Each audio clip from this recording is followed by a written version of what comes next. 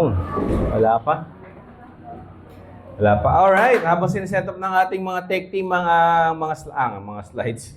Ang ating slides, I just want to greet everyone an awesome morning, mga kapatid. Magandang umaga po sa inyong lahat. It's great to see everyone. Mukhang puno tayo ngayon, ano? Mukhang kailangan natin ng mas malaking venue. Or dalawang service, no? Good morning. I hope you are excited to worship God today. Ang reminders lang sa atin is please turn off your phones or put it in silent mode so that hindi tayo ma-distract sa ating pagsamba. This morning, mukhang kailangan natin mag-settle down natin, but I wanna ask everyone to please stand up. I-hug nyo naman yung mga bawat isa. Okay? Sabihin nyo, it's great to see you. It's great to worship God with you. Ayan. Yan, sige, ihag niyo yung bawat isa.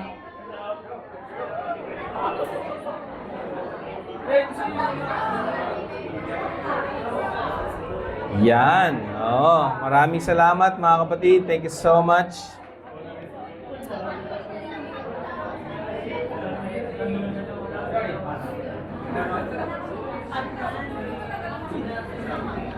Yan. So, okay na? Medyo nakapag-warm up na ba tayo? Yan. Okay. Wala pa rin? Sa sis nyo yung 1. Yun. Yun na. Ito na? Nawawala? Plan B tayo. Sige. Hayaan na natin yan. Basta importante yung mensahe ni God. Hindi itong mga slides. But again, we're grateful na makasama kayo ulit mga kapatid. Last week, we were able to visit our brothers and sisters sa Las Piñas. And they're sending their greetings for you mga kapatid. I hope that excited tayo to worship God this morning. Today, we'll talk about the second lesson sa ating series, yung Go Beyond. But before that, gusto ko lang balikan yung last Sunday. Marlon kicked off our lesson, yung The Running Man. Okay? Sa ating mga medyo nakatatanda, naalala niyo yung movie ng Running Man, di ba? So it's sino nga ba yun? Si Schwarzenegger ba yun? It was a game. But pinag-usapan natin from Nehemiah, we are now shifting or jumping to Jonah. Yan.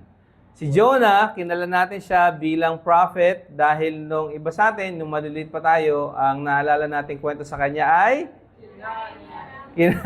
nilunok siya ng fish, di ba? And maybe when you were young, you've heard of this story. Hindi nyo alam po anong message. Naalala nyo lang kinain siya ng isda. Tapos sinuka siya ng isda. And then tapos na yung story. Di ba? But it's interesting kasi Jonah is really a good book. And gaya na binanggit ni Marlon, there are 3 things that he reminded us last Sunday sa lesson na yung calling ni God is clear. God gives clear direction. He has clear purpose for all of us, but we can choose not to follow or obey the choices na binibigay niya sa atin. We can resist. We can run away from God. But eventually, ang marirealize natin is running away from God complicates things, actually. In fact, makikita nyo lalo mamaya sa lesson kasi even yung purpose of going to Nineveh is actually shorter than going to Tarshish.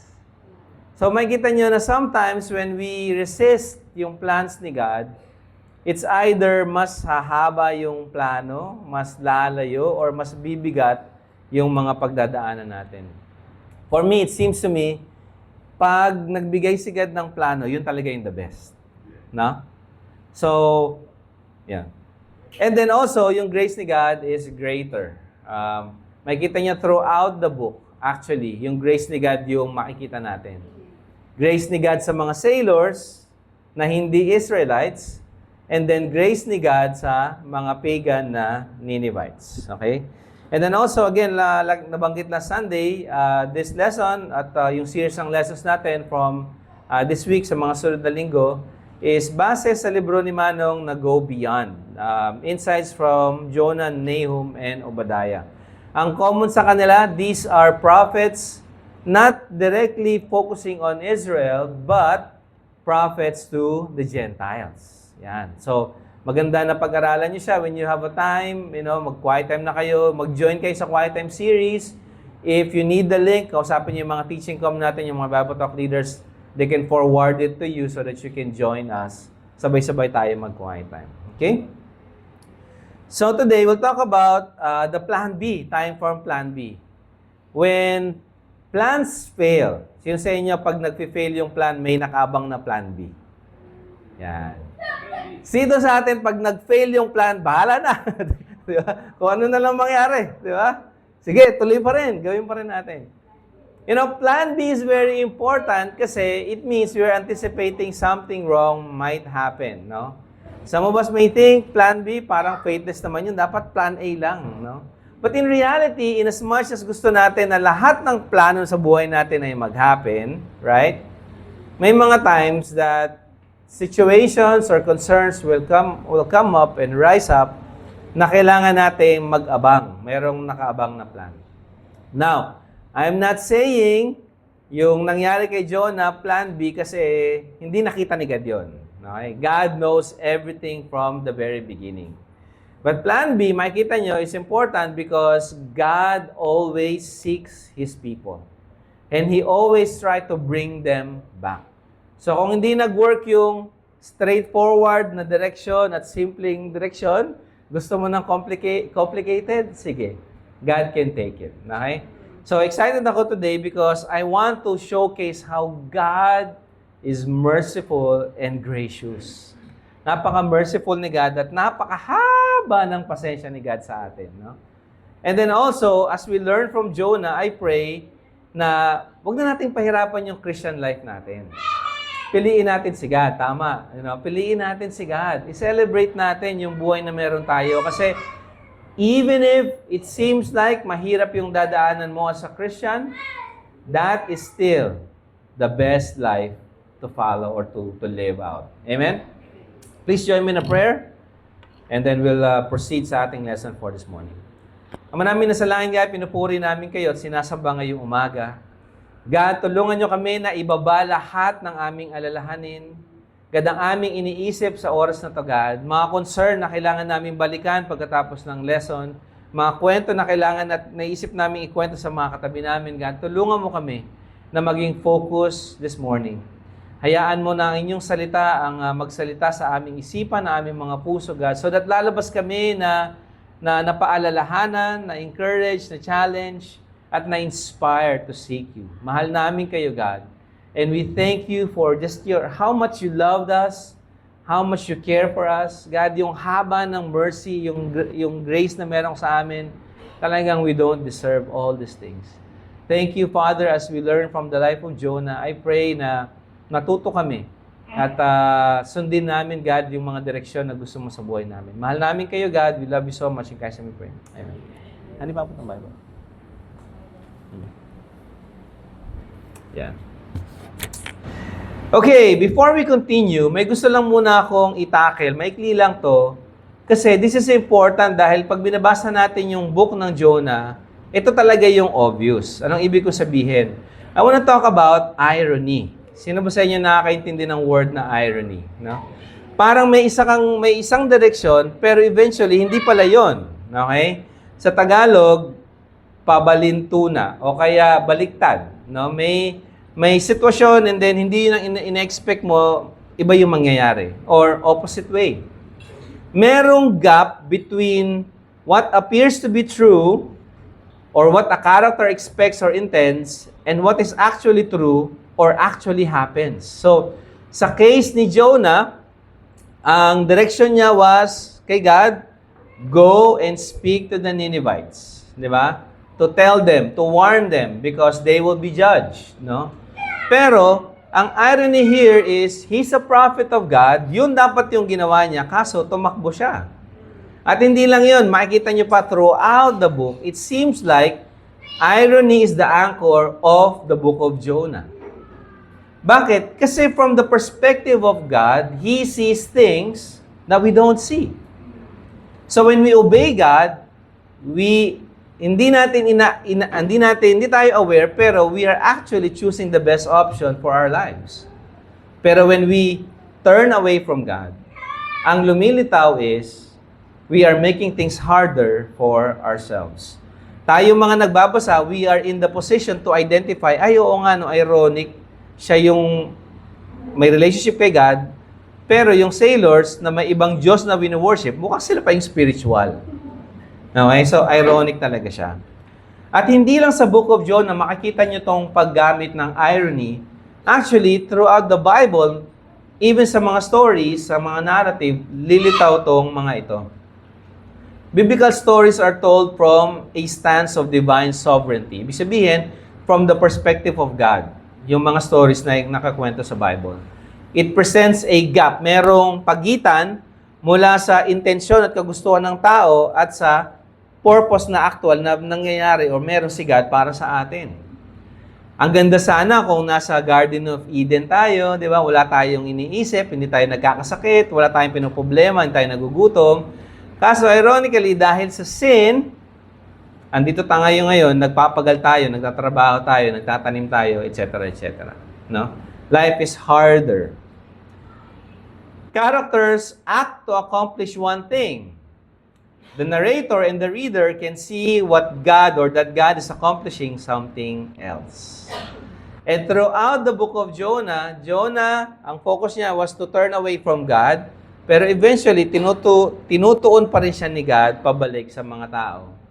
At gagawin niya yung dapat gawin, pero yung heart niya wala doon. So, ang daming mga instances, makikita niyo yung irony sa kwento ng Book of Jonah.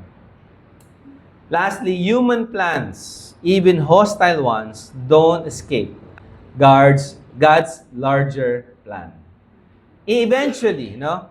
When you look at our lives, our society, yung mundo natin ngayon, it seems like parang yung mga masasama yung nananalo, yung mga magnanakaw ang yung mayaman, gano'n. But eventually, mga kapatid, when everything is presented, when everything is ready for judgment, makikita nyo na the life that you live is the life that is pleasing kay God.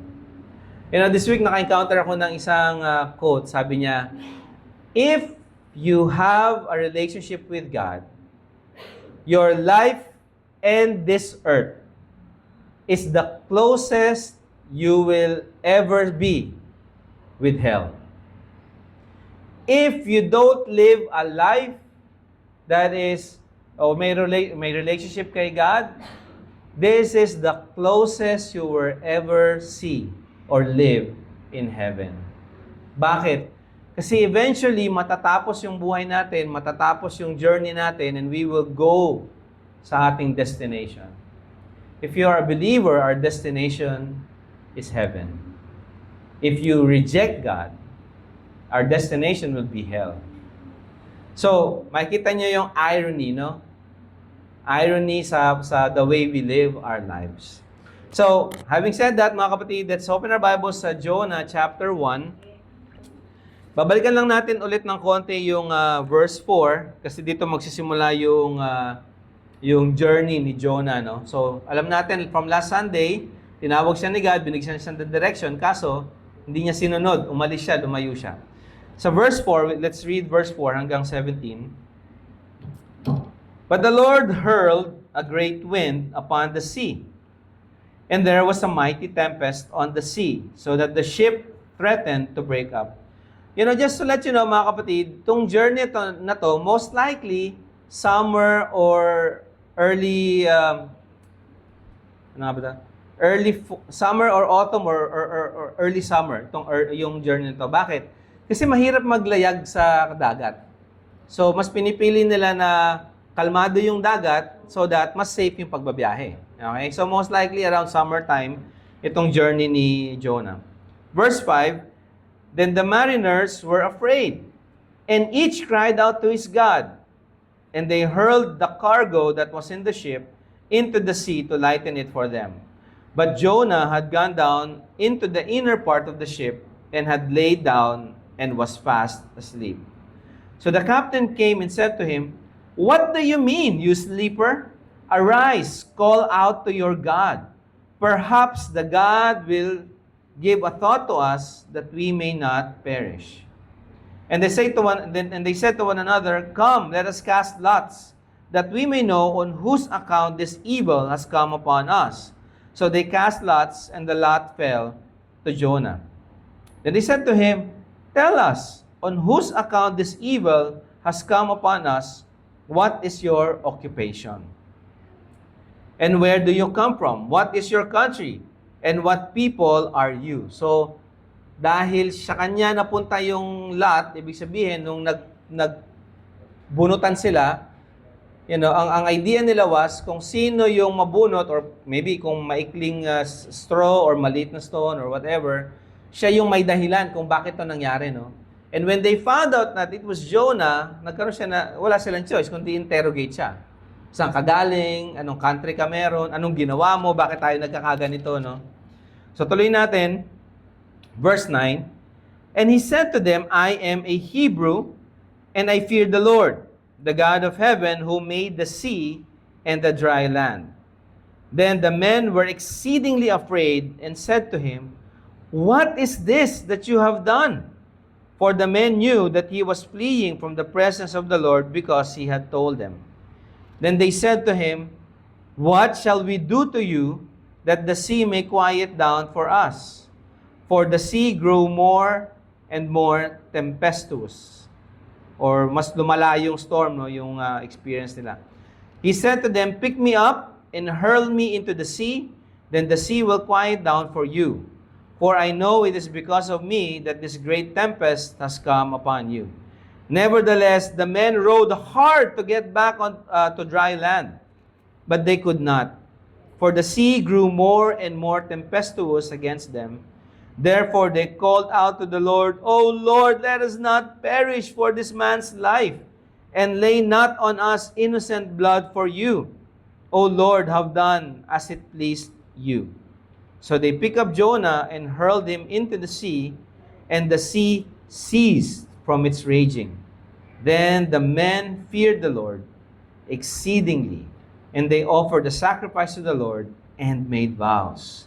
And the Lord appointed a great fish to swallow up Jonah, and Jonah was in the belly of the fish 3 days and 3 nights. First thing na nakita ko na ironic dito is, even if obvious yung disobedience ni Jonah, even if obvious na instead sa kaliwa, kumanan siya, God works through disobedience.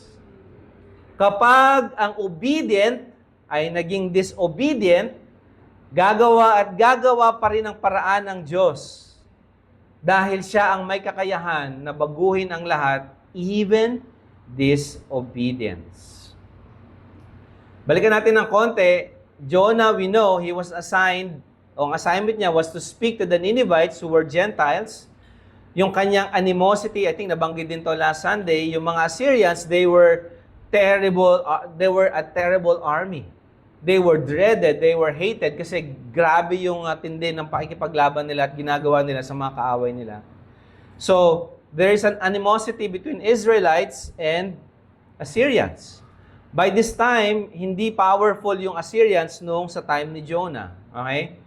Eventually, after a few hundred years, after 50 years or so, towards the later part ng 8th century, they will become very powerful again. So, yung animosity ng mga Israelites, particularly Jonah, obvious na obvious dito, led him to disobey God and flee from his calling. He boarded the Gentile ship and went to the opposite direction. And then, God, kahit na summer, nagpadala siya ng matinding bagyo. Okay? Just to visualize yung ating yung journey ni Jonah sa upper portion ng map, kung nakikita niyo yun, Jonah started off papunta sa east, right? Papunta siya sa east, instead dapat papunta siya sa west, which is yung map sa baba, no? So pag nakita niyo to, actually yung travel niya to Nineveh was only about 500 miles or 800 to 855 kilometers. Yun yung kanyang biyahe, yung pangalawang picture sa baba. Pero, ang ginawa niya was to go to Tarshish, towards the left. Right now, they think itong lugar na to is yung Spain. Yung travel from his place to Spain or Tarshish, 3,200 kilometers or 4,000 kilometers. That's how he was intending to go away from God. Yung mga ship na to, usually they would go from port to port, iba't ibang port, paikot sila hanggang sa makabalik ulit sila sa lugar na yon. So you can imagine, we don't know what Jonah was thinking. Doon ba siya talaga pupunta o pupunta sa ibang lugar? He was trying to flee from the Lord. Yung violent storm threatened their safety. God shook the confidence of the people around Jonah. They were praying to their gods. They were trying to lighten the load. They were doing everything to survive. And yet, the more they tried doing it on their own, the harder it is for them. I think about my life before I was a Christian. You know, marami kong best ko na share na rin to. Pero hindi ba, nung hindi pa tayo Christian, we were trying to make ourselves good, di ba? Tentay natin maging mabuti. Kaso sabi ng kanta, hindi ko magawa, di ba? Yung tinatry nating maging tama, pero babalik at babalik tayo sa mga sins na meron tayo. For me, it went to a point na I hated God. Or I said, God, hindi ka totoo kasi even if I try to change or to ask for forgiveness, I always go back. And sometimes worse from where I came off last time. Ganun talaga, if God is not in the picture, you know, yung journey natin will be harder. If you think your Christian life is hard right now, imagine mo kung hindi ka Christian at this point. If God is not with you, if you are trying to flee away from the Lord, maybe some of us, bago tayo tawagin maging Christian, iba yung story natin, may idea tayo about God, pero we are trying to flee from God, trying to deny God, kasi merong hindi tayo gusto about God. You know, it's harder, it's more difficult if we are not with God. Yung ironic dito mga kapatid was, he's a prophet of God. Sa tingin nyo, ano dapat ginawa niya nung nasa storm sila? When they were praying, and yung people were praying, and yung gods nila were not answering. Sa tingin nyo as a prophet, anong dapat ginawa niya? Maybe he could have stood up, guys, stop praying to your gods because they will not listen to you. There is a God in heaven who is the Lord of the sea and the land. He can make this quiet. He can make it as peaceful as He wants. We need to pray. Di ba? He could have stood up. He could have introduced God to them. He could have preached to the winds and the waves. Right? Nakikita nyo where I'm leading to? And it would have been quiet. But you know what? Ang irony dito, nagpapanik yung mga tao, nag-iisip sila na mamamatay na sila, tinatapon na nila yung mga gamit nila, at nagdadasal siya sa mga Diyos-Diyos nila, Diyos-Diyosan nila. Si Jonah went down, and he was asleep. I don't know, is it spiritual numbness? You know, that you are so, hindi naman, maybe bitter or angry with God, or hindi mo maintindihan yung plano ni God sa buhay mo na tataguan mo na lang siya. You know, even if people are panicking around you, you just don't care. I don't care anymore. I'm tired. You know, these people, bahala na sila dyan. You know, magdasal sila sa mga Diyos-Diyosan nila dyan. Pero ako, I don't feel like praying. Because, paano magiging merciful si God sa mga taon to? Siguro naman alam ni God kung anong pinagagagawa nila sa amin dati. Di ba? Bakit si God, o pupuntahin ako doon, ako pa ang pinapunta talaga? Hindi niya ba alam na galit ako sa mga taon to? Ako pa talaga, di ba? O, bahala ka dyan, God. Dito ako pupunta. Ayoko. Di ba? You know, ironic, right? Here's another challenging. When I think about this is another challenging na-expose siya, no? Sabi sa may verse 9 to 10, he answered, I am a Hebrew and I worship the Lord, the God of heaven, who made the sea and the dry land. This terrified them and they asked, what have you done? They knew he was running away from the Lord because he had already told them so. If I will ask you, Anong situation yung gusto mo mag-testimony ka? Or ipakilala mo kung sino ka? Pipiliin mo ba yung willing, yung situation na willing ka, walang difficulties, or just ready to share who you are? You know, I am a Hebrew. Imagine nyo sa different to. I am a Hebrew. I worship the Lord, the God of heaven, you know, who made the sea and the land. God is awesome. You know, please pray to God, not to those gods. Or, you were exposed kasi ikaw pala yung may kasalanan kung bakit sila nagsasuffer, and all eyes are on you. Maybe they're angry, they're terrified, they're confused. How can this guy be the cause of all this? You know, mas gugustuhin mo ba na ma-expose ka, ma-share mo yung faith mo kasi ikaw pala yung may kasalanan sa problema na pinagdadaanan ng buong mundo ngayon? I mean, that's what happened to Jonah. He was exposed. And who exposed him? God. In-expose siya ni God, and he had no choice. He had to tell the truth. Ako ay isang Hebrew, sinasamba ko ang Diyos ng langit na gumawa ng dagat. Nakita nyo, inuna niya yung dagat, right? Yung dagat at ang lupa. They were terrified because they heard he was fleeing from God. Which do you like?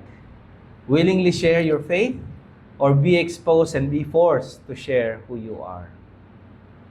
Either way, mga kapatid, no, I hope na when we have a chance, it's always an opportunity because we are doing good. Alam mo yun? Kaya nga sabi ni Peter sa ibang mga verses, it's good if you are persecuted na ginagawa mo yung tama. Right? Nagagalit sa yung classmate mo kasi hindi ka nagpapakopya. Sinasabihan ka nilang, suplada ka, ganun. Kasi hindi ka nakikitawa sa kanila sa mga green jokes nila. Or, you know, tinatalo ka ng mga katrabaho mo kasi hindi ka nandadaya, hindi mo sila sinasamahan sa pandarayan nila, sa pagnanakaw nila sa kumpanya or kung saan-saan pa. You know, it's better for you to be persecuted that way than, alam mo si Nats? Christian yan eh. Pero alam mo, pre, may ginawa kami kanina eh. Binawasan namin yung ganito, ganyan. Nakita niyo yung difference? You know, yung testimony natin will be ruined because we are not doing what is right and just in the eyes of God. You know, I don't want to put down Jonah too much because if you think about this, mga kapatid, how do you think this book was written? It was written because I'm sure he already repented on this. Nakumpleto yung storya kasi nag-decide siya na maintindihan kung ano yung turo ni God sa kanya. In the end, makikita niyo sa chapter 4, hindi sinabi ron kung nag-repent ba talaga si Jonah, but the fact that it was written, you'll see that he has repented. Another evidence that we can say that he repented was, pag tinignan niyo yung chapter 2 next week, marirealize nyo, the way na kinikwento niya yung prayer niya or nakasulat yung prayer niya is in the past tense. In the past tense. Ibig sabihin, tapos na yung nangyari, and he was recalling it and he was writing it down. He was not saying, you know, I am praying now in the belly of the fish, you know, God, patawarin mo ko. I mean, pinatawad ako ni God. Makikita natin to next week. But see, he had to learn an important lesson. And ano yung lesson? Obedience points people to God. Disobedience can push them away. When we try to obey kung ano yung tinuturo sa atin ni God o sinasabi natin kay God, you know, people will ask questions. Talaga, saan ka matin? Christian ka pala. Bakit? Paano ka naging Christian? Ganon. Pero when we disobey God, when we don't follow yung path na gusto niya para sa atin, of course we can choose that, right? May choice tayo, right? Pero yung consequences nun will follow. And that consequences may push people away from God. At ito yung ironic, yung mga tao na nagalit kay Jonah at na-realize nila na siya yung may kasalanan, you know, sila pa yung mas spiritual. Kasi nung nalaman nila kung ano ang dapat gawin, hindi nila tinapon right away si Jonah, right? Gumawa pa sila ng paraan, hindi namin kaya itapon itong taon to, di ba? Hindi namin kaya pumatay ng tao hanggang sa wala silang choice. Panginoon, ano yun? Wag mo kaming parusahan or wag mong i-ano sa responsibility namin to, ayaw namin tong gawin. Wala kaming choice. Actually, they had a better heart. So another thing I'd like you to think about is, kapag genuine yung encounter with God, it will produce worship and awe. I love what happened sa huling part. But I'd like to ask you, when you think about this, kaya mo ba talagang tumakas or magtago or tumakbo away from God? Di ba? Kaya mo ba talaga? Some of us, ako personally, ako na lang, sarili ko na lang, there was a time na nagtatampo ako kay God. Nagtatampo talaga ako kay God because, may challenge dito, may situation dito, ito na naman, ito pa rin. Alam mo yun, parang God, anong dapat kong gawin? Ano pa bang pwedeng gawin? And sometimes, kapag hindi tayo okay, nagtatampo tayo kay God, we feel like, God, hayaan mo na muna ako. Di ba? Nasabi mo ba kay God yun? God, pabayaan mo na. God, bigyan mo muna ako ng space. Di ba? I don't know about you, but I felt it. And sometimes, yung space that I was asking God makes it harder for me to go back and change. Mas napopokus ako sa sarili ko, mas napopokus ako sa sarili kong, alam mo yun, ganun siya eh. Ganun yung tendency. Can we really run away from God? For Jonah, the consequences was real. Mas mahabang biyahe kaysa mas maikli. Mas dangerous na biyahe kaysa payapang biyahe. Alam mo yun, pinili niya pa talaga yun, di ba? Mas ginusto niya pa yun kasi nga, ayaw niya yung gustong gawin ni God. Hindi na-glorify yung action niya, God had to show His glory for Himself. And that's another thing. If we don't glorify si God sa actions and choices natin, guess what? God will still be glorified. Kasi hindi niya papabayaan na mayurakan yung pangalan niya. Nakakalungkot kasi it's difficult when you encounter preachers or known Christian celebrities or people na they fell with a big sin, di ba? May intense na May kita nyo yung response ng mga tao, kala ko ba Christian yan, etc., etc. But you know what? In the end, God will still be glorified. God will still find a way to make Himself known. Ngayon, we will appeal to people not to look at people, but to look up to God. But damaging talaga siya eh. Damaging talaga siya. For the sailors, yung loss of their property, yung threat to their lives, brought great fear. Yung biyahe nila would have been peaceful. Siguro yung mga mga karga, Hindi. Kargamento, yan. Yung kanilang mga kargamento, di ba? Sabihin, yung mga nakalagay sa mga nila, iniisip na nila, makakapagpatayo ako ng bahay. Makakabili ako ng lupain pag nabayaran to kasi i-deliver na namin. Makakabili ako ng kotse. Wala pa. Di ba? Kapag nakuha ko to. But you know what? They had to throw it down. Mabuhay na lang kami. Hayaan mo na to. Hayaan mo na ang loss yan. Mabuhay lang kami. Pagdating doon, maghanap na lang tayo ng ibang ikakalakal. Di ba? Di ba? It would have been what would have been a peaceful travel, productive travel became dangerous, life-threatening. Some scholars think, doon sa latter part, nung nag-pray sila kay God, nag-offer sila ng vows, sabi ng ibang scholars, wag daw natin i-consider na naging Christian sila or naging believer sila ni God. In a polytheistic world, marami silang Diyos na sinasamba. Kaya nga sa simula pa lang, sinabi ron, magdasal sila sa kanya-kanya nilang mga Diyos-Diyosan. They live in a polytheistic, maraming Diyos na culture. But what's important was, pinakita ni God, nakakaiba siya. Kasi siya lang yung kayang sumagot sa mga panalangin. And sometimes, hindi kailangan ng mga tao na ipangalandakan mo na Christian ka. Kung natatakot ka na mag-share yung ng faith mo at ibuka yung bibig mo, minsan hindi mo kailangan gawin yun. Ipakita mo lang sa action mo na Christian ka. Ipakita mo lang. And sometimes, yung maliit na yun, yung bagay na yun yung mag-uudyok sa kanila at mag-question sila kung anong kakaiba sa'yo. And I think about Shai. Maybe some of you know her story, si Shai and si Stephen. It didn't started well. And when we're talking to them about this, hindi talaga maganda. At alam natin si Stephen na it was not really a good example. Pero you know what triggered yung curiosity ni Shai? Itong tao na to ayaw tumigil sa pag-i-invite niya sa church.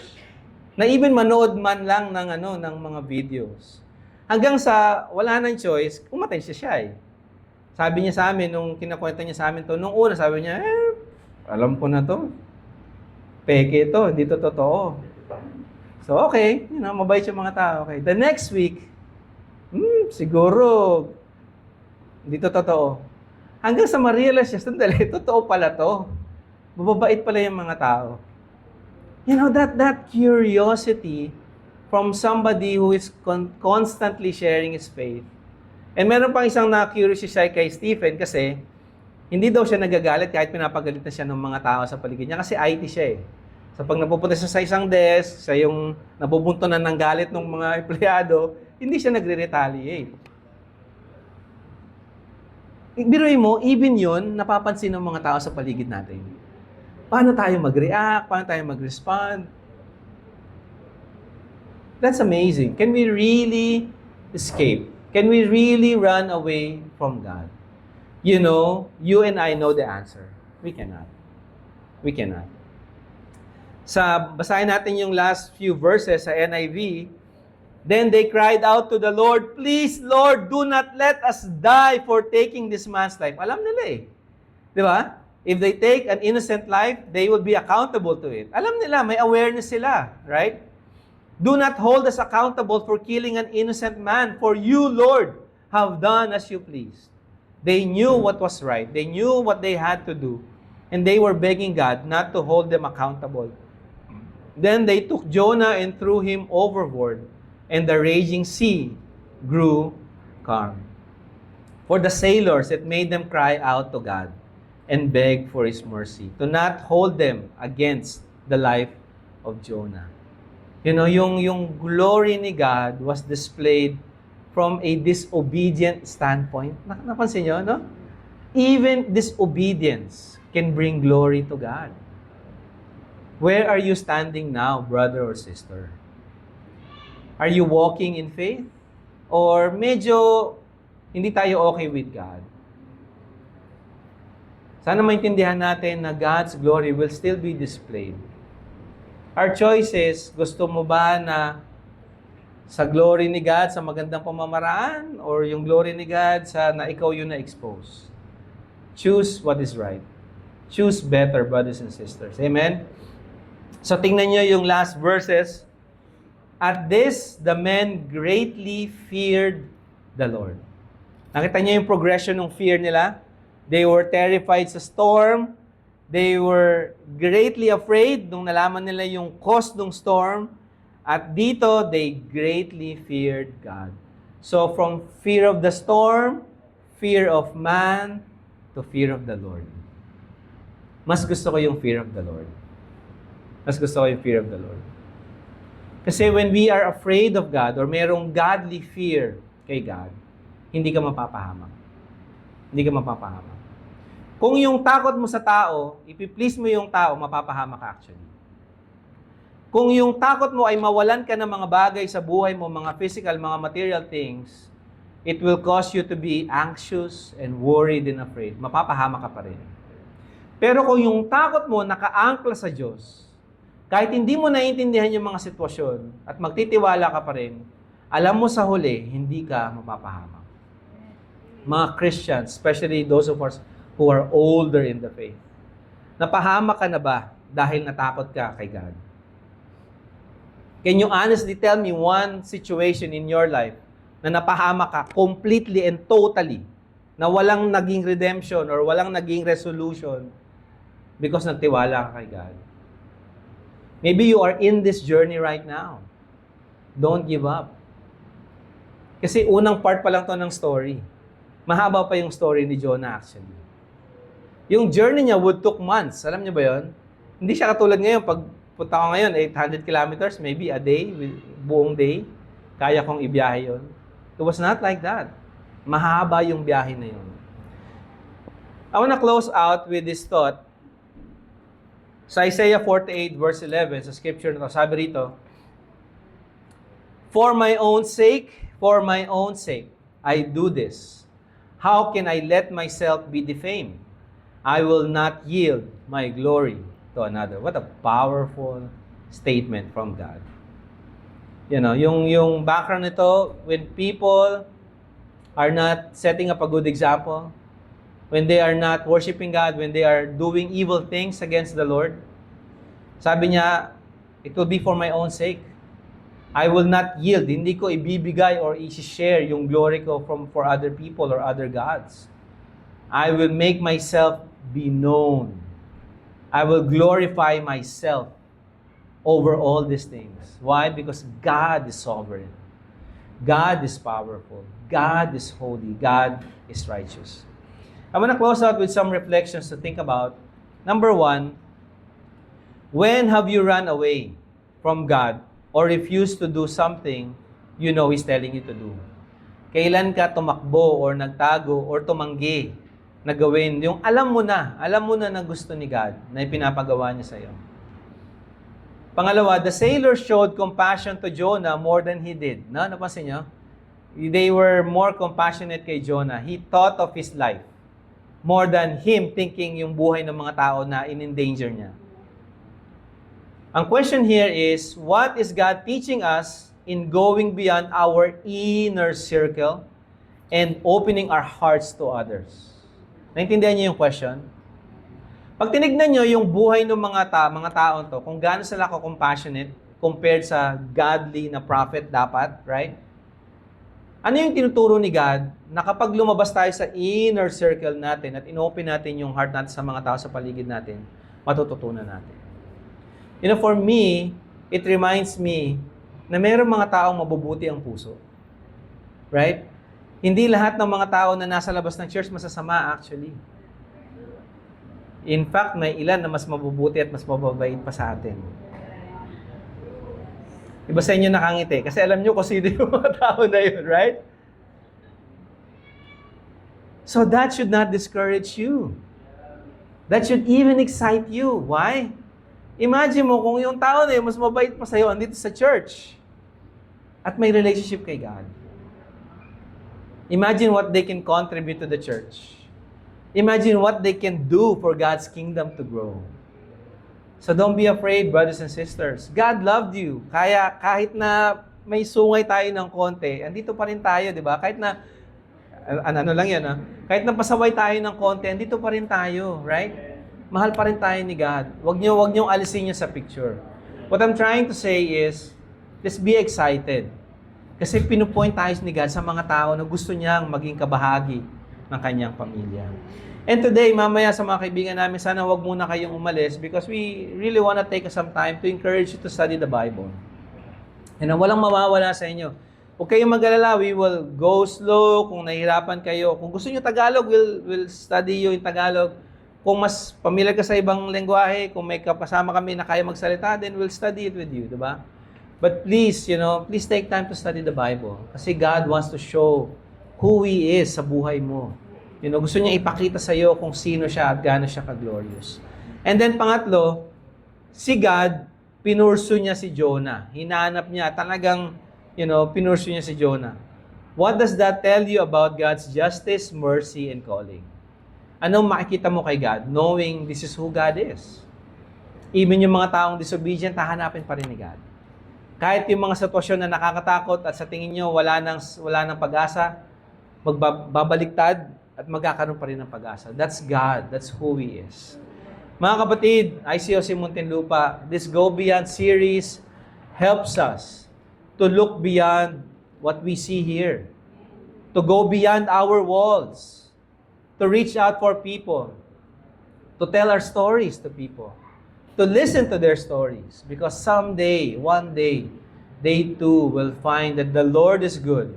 He is slow to anger, abounding is love. He is merciful, forgiving sins over generations. Sa inyo lang mga kapatid, and to God be the glory.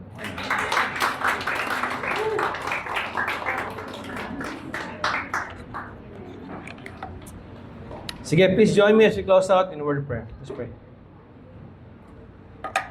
Ama namin na sa langit, God, gusto namin kayong purihin at sambahin. Tunay nga na kayo ang Diyos na dakila at patuloy niyong pinapakita sa amin ang matindi niyong pagmamahal. God, kaawaan niyo kami, patawarin niyo kami, God. Tulungan niyo kami na maging matuwid sa inyong harapan. Kailangan namin kayo, God. Wala kaming kayang gawin kung kami lang. Mahal namin kayo, Father. Tiyataas namin sa inyo ang lahat ng nandito sa room na to, God. Even our friends who are visiting with us. God, please speak to their hearts. Move their hearts, Father. Make yourself known to them so that they too will experience yung goodness mo, God, yung love mo para sa amin. Salamat po, God. May you be with this church. May you be with your people, God. May you honor your name more than anything else in this world. We love you, Lord. In Christ's name we pray. Amen.